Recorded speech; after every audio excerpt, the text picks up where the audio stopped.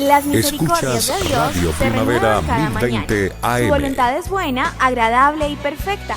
Bienvenidos a una nueva emisión de Vidas con Propósito, para volver a vivir. ¿Quieres saber el valor de la iglesia? Jesús murió por ella.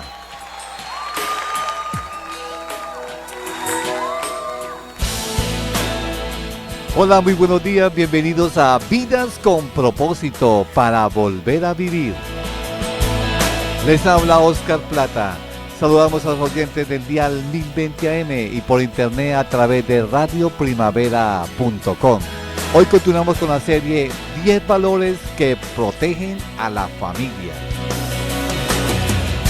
Tú nos creaste con un propósito. 10 valores que protegen a la familia y hoy compartiremos el séptimo valor, la iglesia. Está con nosotros, como de costumbre, el pastor Ángelo Becerra, su esposa Jacqueline Alarcón y Beatriz Cifuentes, líder de la comunidad Vida con Propósito. Beatriz, buenos días y bienvenida. Buenos días, Oscar. Muy buenos días a nuestros oyentes de Vida con Propósito. En el programa anterior se compartió el valor del perdón y en esta oportunidad desarrollaremos el valor de la iglesia. No es necesario ir a la iglesia. No necesito ir a la iglesia para creer en Dios. Yo oro, alabo y estudio la Biblia mejor en mi casa. Yo soy la iglesia. Dios está en mí y me ama. ¿Para qué ir a la iglesia? Dios está en todo lado, la iglesia no es necesaria. Yo y el Señor somos mayoría, no necesitamos la iglesia. Me aburre ir a la iglesia. La iglesia está llena de hipócritas. No hay nada realmente nuevo que me pueda enseñar el pastor o los hermanos. Allí no me valoran. Hay hermanitos inaguantables y hermanitos que ni me saludan, que me critican. Prefiero buscar a Dios en la naturaleza o en mi casa que ir a la iglesia. Si usted ha pensado de esta manera, necesita con suma urgencia entender a la luz de la Biblia lo que dice Dios acerca de la iglesia. Estás escuchando Vidas con Propósito, para volver a vivir. Pastor Ángelo, buenos días. En los programas anteriores hemos visto 5 valores que protegen a las familias. Dios, el amor, el respeto, la unidad, la fidelidad y el perdón. En esta oportunidad veremos la iglesia. Quisiera preguntarle, ¿por qué también considera la iglesia como un valor que protege a la familia? Muy buenos días a todos nuestros oyentes y bueno, paso a contestar su pregunta, Oscar. Cuando hablo de la iglesia como valor que protege a la familia, yo estoy haciendo referencia o quiero hacer referencia al acto mismo del congregarse habitualmente en la iglesia cristiana. Y dije habitualmente, no eventualmente, porque hay gente que asiste a las iglesias a un matrimonio, a un funeral, a la presentación de un niño, pero nunca se congrega. Tal iglesia donde se enseña la verdad del evangelio, donde se enseña la sana doctrina, no solo nutrirá la vida espiritual de cada miembro de la familia, sino que al mismo tiempo, Oscar, va a protegerlos a esos miembros de esos enemigos propios que cada uno tiene en la vida. Por eso considero la iglesia como un valor que protege a la familia. Pero Ángelo, muchísimas son las familias que no asisten a las iglesias cristianas y aún así han logrado sobrevivir. Así es, como usted lo dice, han logrado sobrevivir, Oscar, pero no viven la vida que el Señor diseñó para esas familias. Digamos que estas familias renguean en lugar de caminar con pasos firmes en la vida. Y desde luego esa pues no es la voluntad de Dios. Y creo que casi todo el mundo sabe que hoy día las parejas se separan con mayor rapidez que con la que se unieron, ¿no? El divorcio está de moda, hay muchísimas familias disfuncionales y algunas de ellas ya traen varios matrimonios a cuestas.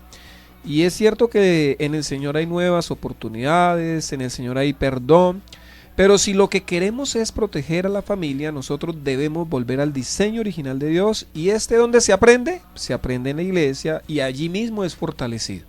Buenos días, pastora Jacqueline.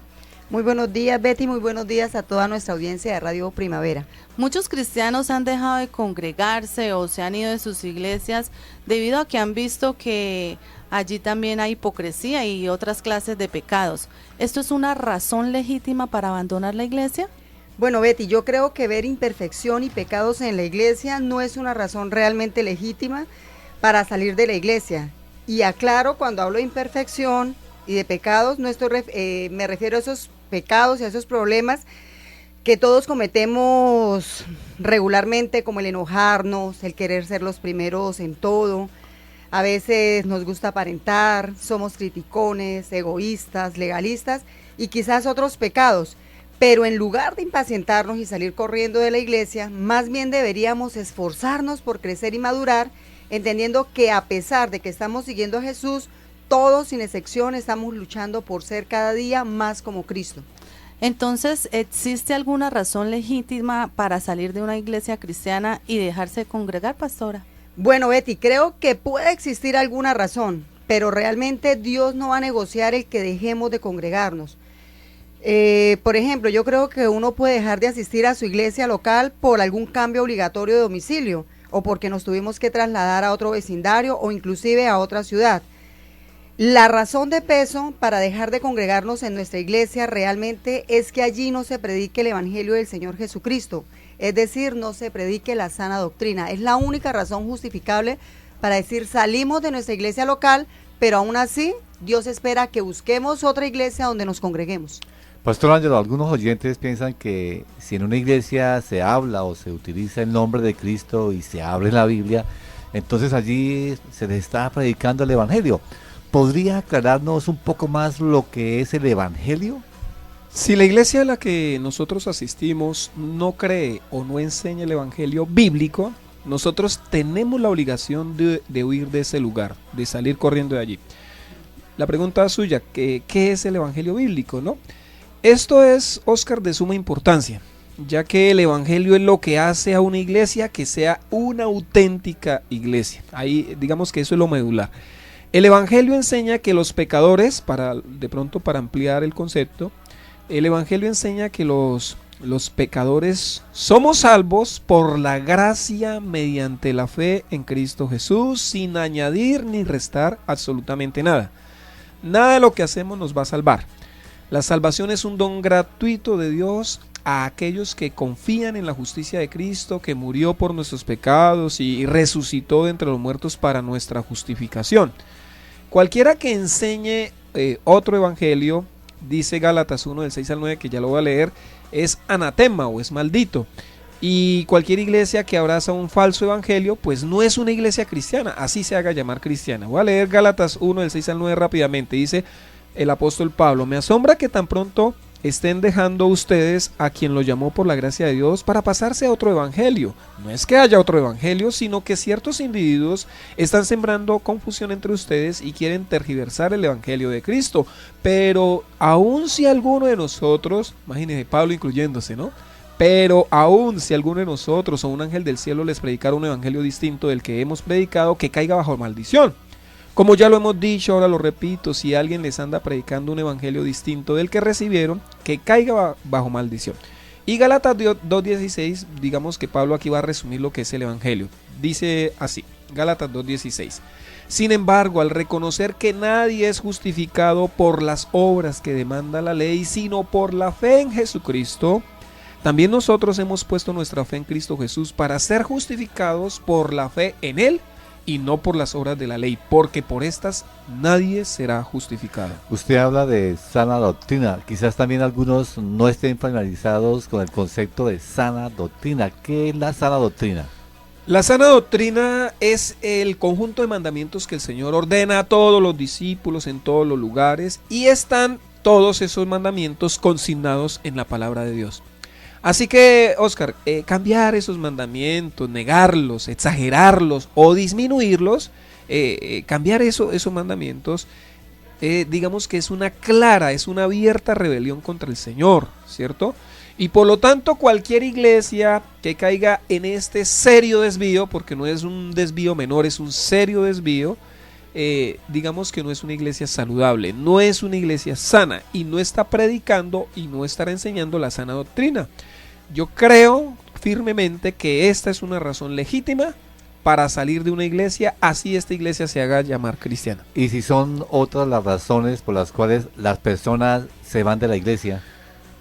Yo estoy de acuerdo con lo que dice o lo que escribe Rick Warren en su libro Una vida con propósito. Él dice lo siguiente: si te divorcias de tu iglesia, la primera señal de decepción, eso es señal de inmadurez. Yo estoy de acuerdo.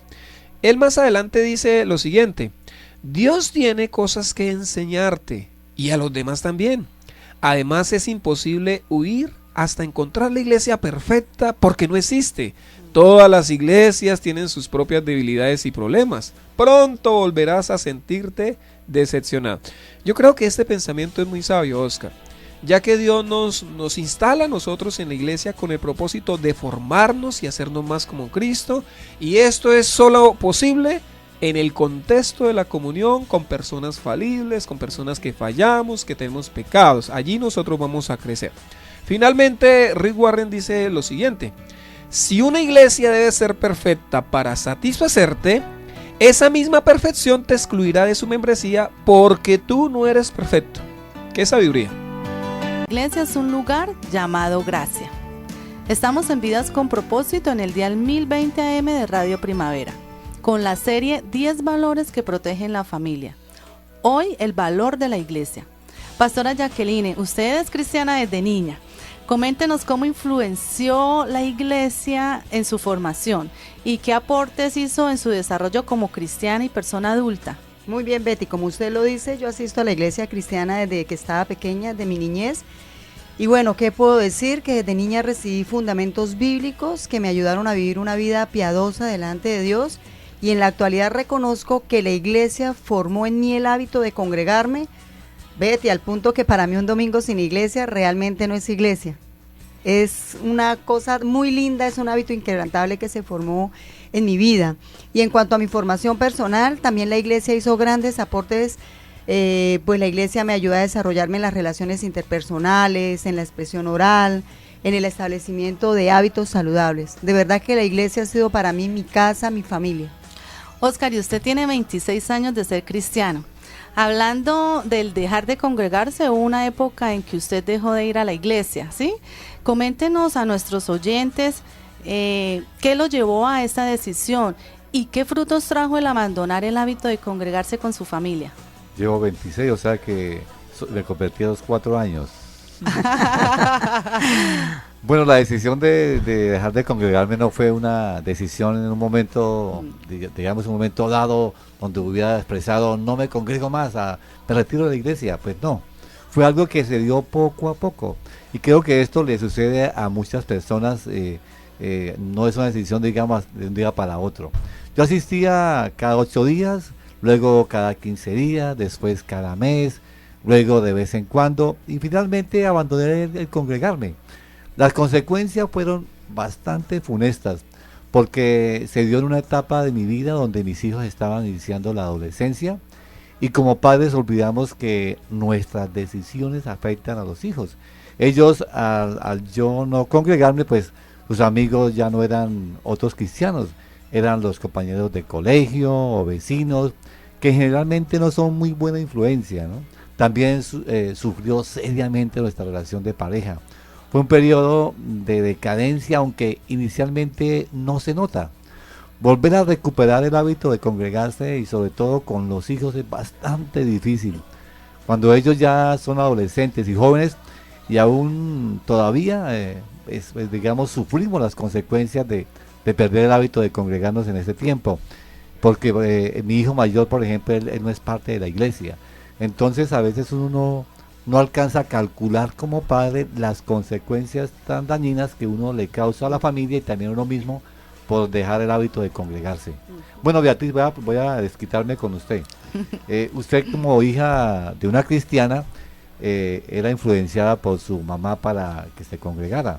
La pregunta es, ¿qué influencia recibió de la iglesia en tiempos de su adolescencia, a pesar de que era renuente a congregarse? Bueno, Oscar, por complacer a mi mamá yo iba con ella. Ella empezó su vida cristiana cuando yo entré a la adolescencia. Recuerdo mucho que había un buen ambiente y un ambiente muy sano cuando compartía con los jóvenes de la iglesia y me gustaba. Iba mucho a retiros con ellos. También recibía mucho amor y cariño de los ancianos de la iglesia, pues lo cual era muy bueno para nosotros, pues mi mamá éramos solitas aquí en Bucaramanga porque veníamos de otra ciudad. Entonces teníamos como ese cariño de la iglesia. Y a pesar que yo no era convertida, Oscar, de verdad, el congregarme, estoy segura hoy que entiendo, influenció mucho en mi vida. Primero, pues escuchando la palabra de Dios sembrada en mí, pues hizo que empezara a respetar un poco a Dios y me ayudaba a tener un poco más de temor. Y segundo, pues el acompañamiento y la preocupación de la iglesia, ellos me aconsejaban y me invitaban mucho a aceptar a Dios en mi vida y pues por la misericordia de Dios hoy ya me convertí. Bueno, gracias Beatriz por su experiencia. Pastor Ángelo, usted también fue cristiano desde niño. ¿Cuáles son, digamos, los 3 más grandes aportes que la iglesia hizo en su vida? Bueno, antes de contestarle, interesante, ¿no? Mi esposo y yo desde niños, Beatriz en la adolescencia y Oscar ya adulto, ¿no? Ya anciano, fue que se convirtió y todo. O sea, la iglesia es para todos, ¿no? 3 aportes, me pregunta. El primer aporte que creo yo que la iglesia ha hecho a mi vida fue enseñarme el temor de Dios. Definitivamente, la iglesia a mí me enseñó desde muy pequeño a respetar al Señor. Yo crecí con las historias bíblicas en mi cabeza, en una época pues donde no había tanta televisión. Y eso pues me permitió tomarme muy en serio la Biblia. Yo en realidad sencillamente agradezco a la iglesia que por medio de las profesoras de escuela dominical, que todavía recuerdo sus nombres, ellas formaron mi fe desde muy pequeño. Y aprovecho pues para motivar tanto a los pastores como a los profesores y profesoras de escuela dominical para que sigan haciendo tan lindo trabajo entre los niños y niñas de las iglesias. Yo era un niño y un adolescente bastante cansón. Y véanme, o mejor escúchenme, aquí estoy enseñándoles y compartiéndoles la palabra de Dios. Ahora puedo pastorear a otros gracias a eso que hizo la iglesia en mí. El segundo aporte fueron las relaciones. A mí la iglesia me permitió tener muy buenos amigos. No todos eran cristianos, ¿no? Porque no todos los que van a la iglesia son cristianos, ¿sí? Pero digamos que eran personas sanas, amigos sanos. Y lo digo sobre todo por el ambiente de mi barrio. En mi vecindario, yo vivía al norte de Bucaramanga, en mi vecindario había pandillismo, había consumo de drogas, homosexualismo, poca escolaridad, entre muchos otros problemas serios en el lugar donde yo vivía. Aún así, el Señor, por medio de su iglesia, me guardó gracias a esas relaciones significativas que tuve con casi todos los miembros de la iglesia. Yo me relacionaba hasta con los adultos. Mi mamá trabajaba todos los días y yo recuerdo a una hermana, ojalá me esté escuchando, la hermana María Elena Gutiérrez, me invitaba a almorzar casi todos los domingos a su casa. Yo siempre recordaré eso con mucho cariño. Y también la iglesia aportó, otro aporte que hizo a mi vida fue el liderazgo. Y aunque muchos de pronto no me lo crean, quien les habla sufría de pánico escénico. Yo no era capaz de hablar en público porque se me quebraba la voz y entonces me tocaba que parar. Pero el ambiente de la iglesia, a través de sus dramatizados, sus presentaciones, inclusive los cultos de niños, a mí me permitió desarrollar gran parte del liderazgo que por la gracia de Dios hoy tengo. Yo recuerdo que mi primera predicación la hice cuando iba de quinto primaria, tenía 12 años, y hasta recuerdo el pasaje que prediqué. Prediqué Eclesiastés 12:1, acuérdate de tu Creador en los días de tu juventud. Entonces, esos son los 3 grandes aportes que la iglesia ha dado a mi vida. Temer al Señor me ayudó en mis relaciones interpersonales y me ayudó en mi liderazgo. Pastor Ángelo, ¿por qué el congregarse es tan medular en la protección y la edificación de la familia? Le voy a contestar leyéndolo el versículo de Hebreos 10:25 en la versión PDT, Palabra de Dios para Todos. Dice así: algunos están faltando a las reuniones y eso no está bien. Se lo repito, y eso no está bien. Estimado oyente, no está bien que usted falte a las reuniones. Sigue diciendo el texto: reunámonos para animarnos unos a otros y con mayor razón ahora que vemos que se acerca el día. Yo no quiero que me vayan a malinterpretar mis oyentes, pero el hábito del congregarse es uno de los mayores protectores de las familias. Hay una estadística que es un poquito viejita, pero sirve para ilustrar este punto. En los años 90, la tasa de divorcios era de 1 por cada 3 matrimonios. Eso es más o menos el 33%. Actualmente algunos estudios dicen que es de 1 por cada 2 matrimonios, es decir, 50%, aunque otras estadísticas dicen que no, que es de 2 de cada 3, o sea, el 66%. Pero en esos años 90, la Universidad de Harvard, en los Estados Unidos, hizo un estudio que arrojó lo siguiente: cuando los matrimonios son realizados por una iglesia, cualquiera que sea, esa tasa de divorcios es de 1 por cada 50 matrimonios, o sea, esa tasa se reduce al 2%.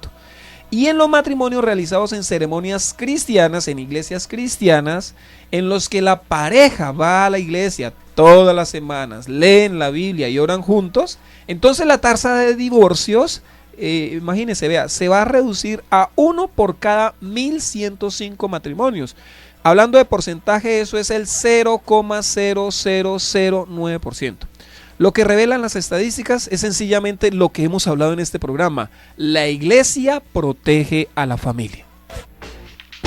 Estás escuchando Vidas con Propósito, para volver a vivir.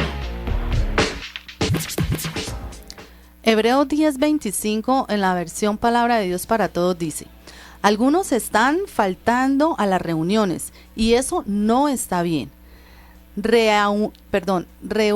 Reunámonos para animarnos unos a otros y con mayor razón ahora que vemos que se acerca el día. ¿Qué nos enseña este versículo, pastor? 3 verdades fundamentales, ¿no? Y deberían ser suficientes para que nosotros tomemos de una vez la decisión de congregarnos ya, no dejar esto a un lado. Número 1, dice que no está bien faltar a las reuniones. Eso sencillamente está mal. Delante de Dios está mal que faltemos a las reuniones. Número 2, cuando nos reunimos recibimos ánimo. ¿Cuántas veces fuimos a la iglesia así como desmotivados, como sin ganas? Y allí recibimos ánimo. Y número 3 dice algo que a muchos se les ha olvidado: el Señor ya casi viene. Ya casi viene el Señor. Bueno, Ángelo, ¿cómo fortalecer el hábito de congregarnos? Porque a veces hay muchas excusas, no es que tengo el baby shower, no es que me enfermé, no es que llovió, no es que vivo muy lejos. Sí, hay bastantes excusas. Voy a junto con mi esposa, dar algunos consejitos. Número 1, haga del congregarse una prioridad. Pase lo que pase, usted congréguese. Número 2, establezca amistades genuinas en la iglesia. Sí, a veces vamos y no nos conectamos con nadie, entonces no hay razón así como para congregarnos. Entonces la número 3. Aprenda a decir no cuando algo se entrecruce con una reunión de la iglesia. Como las que usted comentaba, Oscar, ¿no? Que se graduó alguien, que alguien se va a casar, que me llegó visita. No, si algo se le entrecruza con una reunión, dele prioridad a la reunión, aprenda a decir no a otras cosas. Sea esforzado en congregarse, no permita que una simple fiebre o gripa le impida el congregarse. Hay gente que, vea, si tiene fiebre va a trabajar, si tiene gripa va a trabajar, si tiene chikungunya va a trabajar, pero si le da un dolorcito de cabeza, fiebre o gripa, para ir a la iglesia, ahí sí ya encuentran la excusa perfecta para no congregarse. 5. Participe activamente del culto. Si estamos en la alabanza, alabe. Si estamos en la predicación, no se quede dormido, hermano. Póngale atención. Y si estamos orando, no bostece, ore. Sí, cosas sencillas que nosotros podemos poner en práctica para que nosotros crezcamos en el hábito de congregarnos. Bueno, y para los que tienen hijos pequeños y adolescentes, antes del cierre vamos a escuchar un mensaje a la conciencia del hermano Pablo. Un mensaje a la conciencia. Un momento de reflexión en la vida diaria. Escúchelo en la voz del hermano Pablo. Uno tras otro, los grandes aviones de reacción fueron aterrizando en el aeropuerto. Hacía buen tiempo. Las señales de radio estaban correctas y las luces de aterrizaje funcionaban como debían. Igualmente, las instrucciones dadas por el control del aeropuerto de Ankara, Turquía, estaban claras. Y 16 aviones aterrizaron esa noche entre las 0 horas y las 6 de la mañana. Pero el control, Guklusevic de nombre, que sufre de narcolepsia, había estado dormido la mayor parte del tiempo. Semidormido, había dado mecánicamente instrucciones. Por suerte y por milagro, no había ocurrido ningún accidente. Es, amigo, cosa tremenda cuando por obligación del cargo o del oficio, el que tiene que estar bien despierto y alerta se duerme en su trabajo. ¿Qué le puede pasar a un ómnibus repleto de pasajeros que anda por un camino montañoso si el chofer se duerme? ¿Qué le puede pasar a un barco ballenero que se arriesga en un mar turbulento, plagado de témpanos de hielo, si el timonel se duerme. Los centinelas que guardan las tropas no deben dormirse. Los agentes de policía que cuidan el vecindario no deben dormirse. Las enfermeras que en cuidado intensivo controlan los aparatos de vida no deben dormirse. Y amigo, igual un padre que tiene hijos pequeños y adolescentes no debe dormirse. Los traficantes de drogas saben cómo iniciar a un joven en la nefanda adicción de marihuana y cocaína. Programas de televisión saben cómo incitar al incauto en la pornografía y el crimen. Igual detrás de cada amigo ocasional puede esconderse un secuestrador de mentes y de corazones y de vidas. Descuidarse desaprensivamente en la educación moral, especialmente de hijos pequeños, es dormirse cuando más necesitan ellos un padre alerta. Permitir que los hijos se críen por su cuenta, mi amigo, sin dirección, sin escuela, sin iglesia, sin Dios, es entregarlos en manos de ladrones de alma que listos están para chuparse la última gota de sangre moral y espiritual que tengan. Queridos padres, queridas madres, si quieren hijos inteligentes y sanos y limpios y morales y espirituales, deben vigilar con constante celo la actividad de ellos. Por todos lados hay peligrosas tentaciones que llaman a los jóvenes con atracción casi irresistible, y únicamente con un fuerte respaldo hogareño, padres y madres que respalden a esos hijos, podrán ellos vencer esas tentaciones. Cristo, mi amigo, el Señor viviente, morando en su corazón, en el de los padres, el suyo, le puede ayudar a velar por sus hijos. Invítelo a ser parte de su alma y de su vida. Estás escuchando Vidas con Propósito, para volver a vivir. Pastor Ángelo, ya que es tan vital en la vida y tan determinante en el futuro de los hijos pequeños y adolescentes, ¿qué consejo les daría a los padres que los escuchan? Quiero contestarle con una pregunta a nuestros oyentes. ¿Quieren saber quiénes serán los amigos de sus hijos? La respuesta es muy fácil. Los amigos de sus hijos serán los hijos de sus amigos. Forjar el hábito de congregarse le permitirá a usted establecer buenas amistades que influenciarán positivamente la vida de sus hijos. Muchos padres cristianos en la actualidad harían cualquier cosa porque sus hijos adolescentes y jóvenes no estuvieran enredados con malas amistades. Lastimosamente, ellos no pusieron el congregarse como una prioridad cuando sus hijos eran pequeños, cuando eran niños, al mismo tiempo que no tenían vínculos o buenos amigos en la iglesia, no se relacionaban con nadie si es que iban. Hoy están cosechando lo que sembraron en sus hijos en el ayer. Así que, mis estimados, a congregarnos, a ir todos los domingos a la iglesia, a tener amistades significativas en la iglesia, porque eso le permitirá a nuestros hijos tener buenos amigos. El próximo lunes continuamos con la serie 10 valores que protegen la familia y veremos el 8º valor. Pero no olvide que el miércoles y el viernes también estamos en este mismo horario, de 7 a 7:30 de la mañana, aquí en el dial 1020 AM y por internet en el radioprimavera.com. Apreciado oyente, gracias por escucharnos en este día. Nos vemos entonces el próximo miércoles y les deseamos que tengan un día muy feliz.